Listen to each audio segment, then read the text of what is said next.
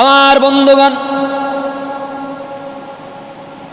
একটা গাভী এটা আল্লাহ প্রদত্ত হালাল প্রাণী, এটা বৈধ।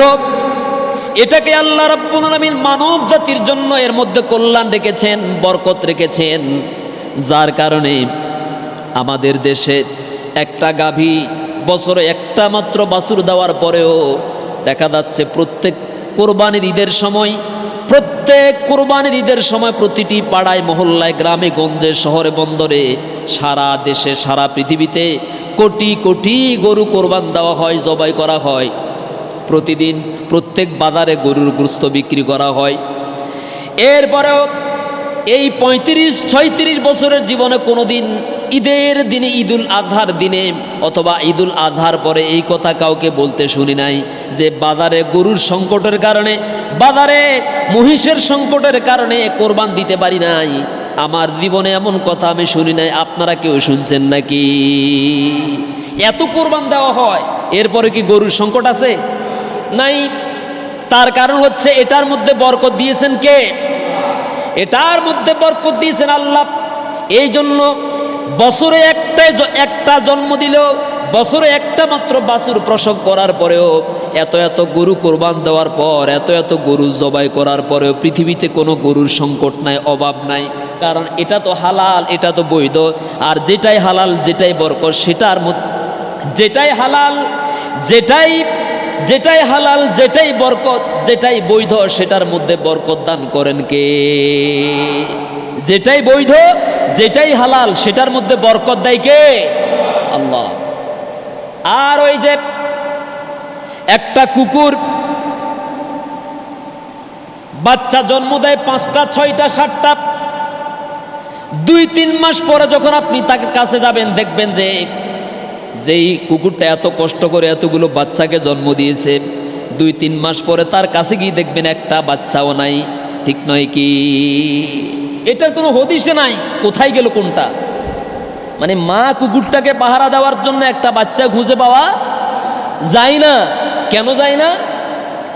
একদিকে এটা আমাদের জন্য আল্লাহ বৈধ করেন নাই, হালাল করেন নাই। এটা একটা নিকৃষ্ট প্রাণী। আর যেটা অবৈধ, যেটা হারাম, সেটার মধ্যে, সেটা যতই আপনি বেশি দেখেন, যতই জন্ম দেখ না কেন, বছর শেষে ঘুরে দেখবেন যে ওইটার কাছে আর কিছুই।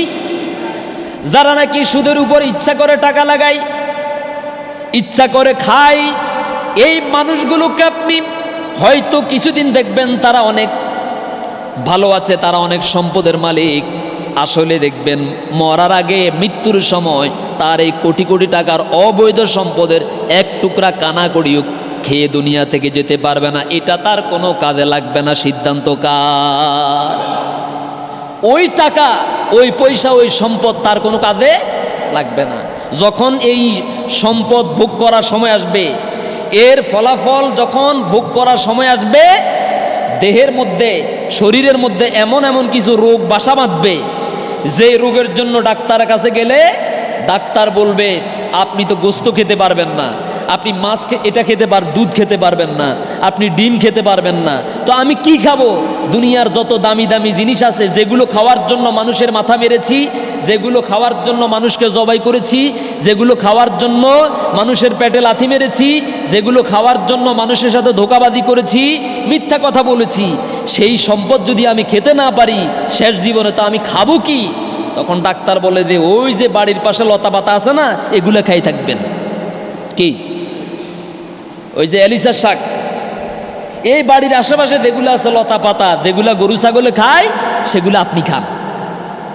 ঠিক নয় কি? আর আরেকজন মানুষ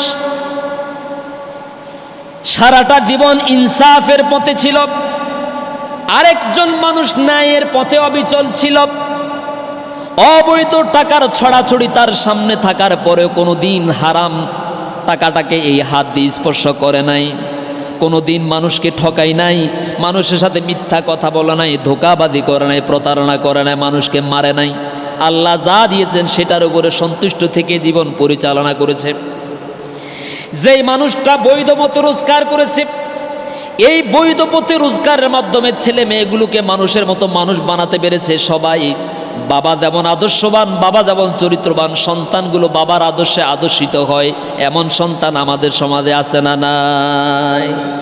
গরিব মানুষ সামান্য একটা চাকরি করতেন, ওটা দিয়েই সারাটা জীবন ভালোভাবে চলেছেন।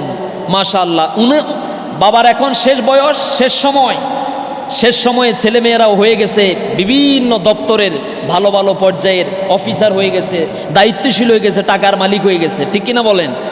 এই মানুষটা মরার আগ পর্যন্ত এখনো চোখে ক্লিয়ার দেখে, হ্যাঁ আছে না নাই? এখনো চশমা লাগে না, আলহামদুলিল্লাহ। মরার আগেও মানে প্রায় এক পা কবরে চলে গেছে, এরপরও আল্লাহর মেহেরবানিতে এখনো নিজে হেঁটে হেঁটে গোসলখানায় যেতে পারে, এখনো নিজে নিজে খেতে পারে, এখনো নিজে নিজে শুইতে পারে, ঠিক নয় কি? কারণ হালালেই আরাম, হালালে কি? হালালে আরাম, হালালে বরকত, হারামে বরকত নাই। একটু মিলাই দেখেন না পরিবেশের সাথে। যারা মানুষের উপরে অন্যায়ভাবে লাঠিচার্জ করে মেরে 50,000, 1 লাখ টাকা, 10 লাখ টাকার বান্ডিল, যারা রাতারাতি আঙ্গুল ফুলে কলা গাছ হয়েছে এইভাবে নিয়ে, এই মানুষগুলো রিটায়ার্ড হওয়ার পরে নিজের পায়খানা নিজে ঘেটে, নিজের পায়খানা নিজে খেয়ে দুনিয়া থেকে যেতে দেখেছি, আছে না নাই? রিটায়ার্ড হওয়ার পরে নিজের আর সুস্থ হাঁটতে পারে নাই, চাকরি শেষ, রিটায়ার্ড হয়ে গেছে, অবসরে যাওয়ার পর নিজের পায়খানার মধ্যে নিজে গড়াগড়ি করে, নিজের পায়খানা নিজে খেয়ে, নিজের প্রস্রাব নিজের গায়ে মেখে, শেষ পর্যন্ত গড়াগড়ি করতে করতে লাঞ্ছনার সাথে দুনিয়া থেকে বিদায় হয়ে গেছে। এমন ঘটনা অহরহ, ঠিক নয় কি? আর আপনি হালালভাবে জীবন চালাবেন, কারো সম্পদ অন্যায়ভাবে বক্ষণ করবেন না, দেখবেন আল্লাহর মেহেরবানিতে আপনি যেদিন যাবেন সেদিন দুনিয়া থেকে মেহমানের মতো যাবেন, সুবহানাল্লাহ। সেই দিন আপনি দুনিয়া থেকে ইজ্জতের সাথে বিদায় নেবেন, সম্মানের সাথে বিদায় নেবেন। আল্লাহ যেন আমাদের সবাইকে সেভাবে কবুল করেন, সকলে বলি আমিন। তাহলে সুদের থেকে